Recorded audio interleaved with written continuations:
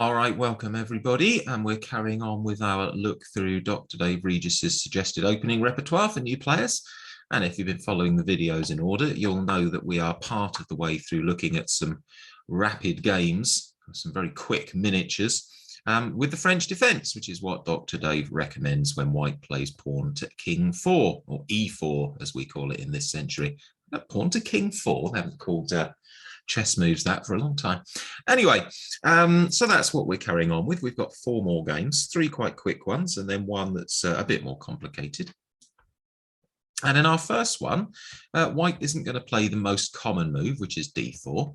They play something else, and they play knight to f3, which is perfectly okay, as would have been knight to c3, as is d3. There's other things you can play. You don't have to play d4. It's just that that's the most common.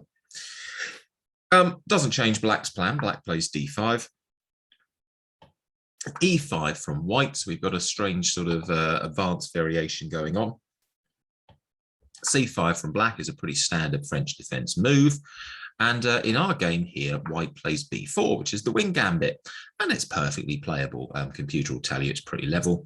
And the idea is that when black takes this pawn, it's no longer looking at the key d4 square. And as you're going to see in some of the other games later on, d4 and e5 are very important squares in the French defense, especially d4. So the idea is to distract the pawn away from the center. And black happily takes in this game. And now white can play d4 without anything pestering that pawn. Well, without a pawn pestering that pawn, because knight to c6 still does. But it's okay because it's defended fine. And now white, I should say, goes for the full gambit.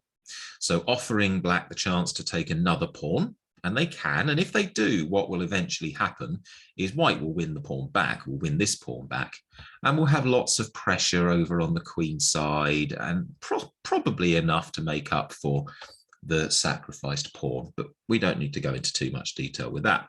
Of course, it's not draft, so you don't have to capture just as you can. Queen a5, bishop to d3 from white. This is all perfectly reasonable stuff. Knight g to e7. And then knight b to d2 from white, and you'll see the computer evaluation isn't really moving much. It just says pretty level. And black tries to set up a little trap here with b3.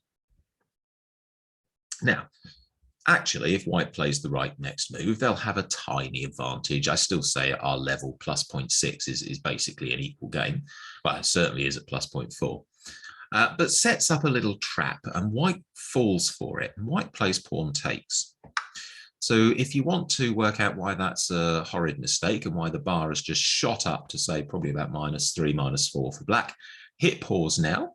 Otherwise, I'll carry on in 3, 2, and 1. And the point is that there's now 2 undefended pieces, and queen to c3 attacks both of them. White can only save one of them. And so white is basically going to be a piece down.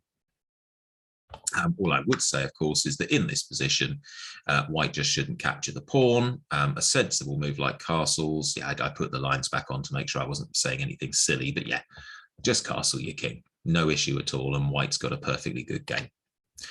Okay. And that's often the case, of course, all the way through these repertoires, is that when white or black play sensibly, they get perfectly decent level games. But what we're showing you here is what can happen when things go south, as the saying is. Speaking of south, the next game that we're going for is a whole 8 moves long, and was in the south of the USA in San Jose in 1998. And the player of the white pieces is called Bodega, and the player of the black pieces Alonso. And so we've got the usual French defense start, so e4, e6, d4, d5. Oh, let's turn the lines off. And in this one, white goes for the exchange variation initially, and then c4. And I'll flip the board around because Dr. Dave recommends for us to play e4 ourselves as white, and when playing against the French defense, recommends this exact line, the Monte Carlo variation. And it's very good, very reasonable. Computers saying it's basically pretty level at the moment. In this game, of course, it doesn't work out quite so well for white. So sensible developing moves, knight f6, knight c3, bishop e7, knight f3, castles by black, a3, Looking at the thing here, perfectly level, nothing to worry about. And rook e8 from black. And now there should be alarm bells, not because the position isn't equal, but because black has set up an obvious threat. The rook is on the same line as the king. And if you've been watching all these videos, you will know that a lot of these miniature games end in disaster when rooks are facing kings stuck in the middle of the board. And in our game, white went and played the move knight takes pawn in the middle of the board. And sure enough, it's checkmate in one. So if you want to find what the checkmating move is, feel free to press pause. I'll show you otherwise in 3, 2, and 1. And it's actually bishop to b4. Check from the bishop. The bishop has moved, which means it's also check from the rook. And the rook is guarding e2. The bishop's guarding d2. They're both attacking e1. And white has no way, of course, to take 2 pieces in one move. So that's the end of that game. In this position, if white simply plays bishop e3, probably bishop e2 was okay as well, but something to just cut the rook off from the king and carries on developing, then the game is perfectly level, no problems. But yeah, otherwise, if you walk into this and this, you get mated. Double checkmate. Ouch, ouch, ouch. Okay, our third game today has some very good sounding names in the title in the book. Dr. Davis put Steinitz Tarrasch. Steinitz was the world champion in the late 1800s, and Dr. Tarrasch was one of his challengers, was a top grandmaster for 30, 40 years, really, around the turn of that century, around the 1900 mark. So, yeah, and then I knew that it couldn't be a real game between those two, because then Dr. Dave puts the date as 2009, and they'd have both been dead for sort of 100 odd years. So that was a bit of a shame. What Dr. Dave really means is that the position in the game can come about from the Steinitz variation and the Tarrasch variation of the French defense. But let's just ignore the complications of all the variation names for the minute and just try to remember the position. So here we go. E4, E6. D4, D5, knight to C3, knight to F6, E5, knight F to D7, F4, C5. Here comes the fight for D4. Every single game in the French, or almost every game, there's going to be an argument about D4 and E5 up to a point. Knight C to E2 from white. So again, defending this square. Knight to c6, attacking this square. c3, defending the square.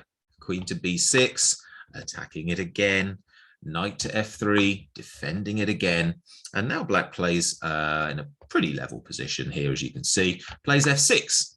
So he's not just hitting at the center from c5, he's now having a go at it from this side as well. Queen to c2 from white in our game. Bishop to e7 from black. And now bishop to e3 from white. Okay, still all perfectly reasonable. And Dr. Dave puts in the book, white hopes to embarrass the queen with the bishop. So the bishop is sort of looking at the queen on the diagonal. But it's worth noting that the bishop isn't defended. So how does our game develop? Well, black thinks it's time to capture and plays pawn takes pawn. And at this point, game is basically level. But now, pawn takes pawn, and suddenly black is winning. -2.5, -1.5, -1.7 as the computer analyzes, but black is better. Why? What on earth is this about this position that makes black better? After all, there's 1, 2, 3 pieces defending there and only 2 attackers. And there's 1, 2, 3 pieces attacking e5, but there's 1, 2, 3, 3 defenders. So how can this possibly be advantage black? If you want to work it out, feel free to press pause. Otherwise, we'll carry on with the game in 3, 2, and 1. And the point is that this bishop is undefended again. So takes, takes, takes, takes, and takes. And white cannot really take back. Pawn takes knight, Suddenly the queen embarrasses the bishop instead. Ouch. It is worth noting, actually, that when black captures here, it's still perfectly level. What white needs to do is just capture with something in a different way. So bishop takes, I would think you'll find, is pretty level. Yeah, the bar doesn't disappear there. Bishop takes is fine. And because now after whatever captures take place, you haven't got the loose bishop sat on e3. But it's an interesting example, isn't it, of how quickly the game can go wrong if you don't quite get your calculations right. Okay, one more for this episode. And this time we do have actual named players. We're in Denmark, 1994, the city of Copenhagen, the Politiken Cup. Goodness knows where Dr. Dave finds these games. And Peterson against Backlund. So the first dozen moves or so we can just play. And then it's after White's 13th move that things start to get interesting. So e4, e6, d4, d5, knight d2, nothing here we haven't seen before, knight to f6, e5, knight f to d7, f4, c5, c3, knight to c6, knight d to f3. Everything's starting to revolve around this square again. Look, queen to b6, knight to e2. This all looks very much like the last game. f6, and g3 from White's got to develop the bishop somewhere, and White decides that perhaps that's the way forward because this knight's blocking it in the other direction. So g3. And Black decides it's time to break the tension in the middle of the board. So pawn takes, bishop to b4 check. Computer still thinks it's pretty level, slight advantage to Black maybe, but nothing dramatic. You know, below a certain standard, minus 0.7 is minus 0.5, whatever. It's basically level. And White obviously has to get out of check, so blocks, bishop to d2. Pawn takes pawn. Pawn takes pawn. Bit of an advantage for Black, said the computer briefly, but it's okay. And castles. Okay, fine. Bishop g2 from White, and now things go a bit on. Our game continues. Knight d takes e5. Okay. Pawn takes, and now knight takes. Now let's look at the material here. White's got 4 minor pieces, 2 bishops, 2 knights. Black's only got 3, 2 bishops and 1 knight. But Black does have the 2 extra pawns. So material, it should be +1 to White, and yet the computer's saying minus 1.6. Computer's saying Black is winning here, or is better here. Well, let's investigate why. If Black captures, this queen goes here, and thanks to the support of the rook, it's checkmate. Okay, so we can rule out knight takes. If you play rook to f1, you actually get checkmated on the spot, because the knight also guards the only escape square. So that's not going to do it. If you play here, you run into, again, knight to d3, and after king to e2, queen to a6, lining up the queen and the king for a discovered attack for the knight to move is just horrible. You can see the computer saying minus 4.5. So that is not good. What else can we do on White's 15th move? We can try knight to f4. We can try to cut the rook out of the game by blocking that line. Then Dr. Dave gives this sequence: queen to e3 check.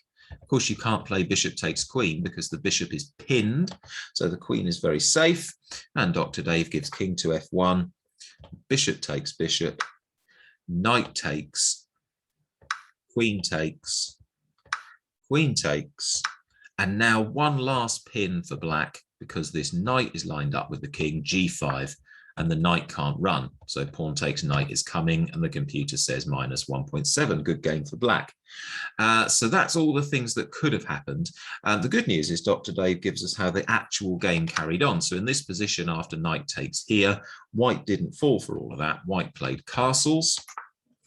We had knight takes f3, rook takes f3, rook takes f3, big series of exchanges, bishop takes f3, knight takes d4, You can't just take back because, of course, the queen defends that square. There's that crucial d4 square again, but you have to do something because the queen is also lined up to your king. So in the game, white played king to g2, and now black just swaps off yet more pieces. Knight takes, king takes, and bishop to d7. And in this position in the game, white resigned because there's two strong players, and black's just a straight 2 pawns up, with the white king horribly exposed in the middle of the board. Okay, so that is our 4 games for this episode. I think we've got probably 2 more episodes to do, and then we can move on to a different opening. So with thanks as ever to Dr. Dave for letting us turn his book into videos. I'll see you all next time, and thanks for watching.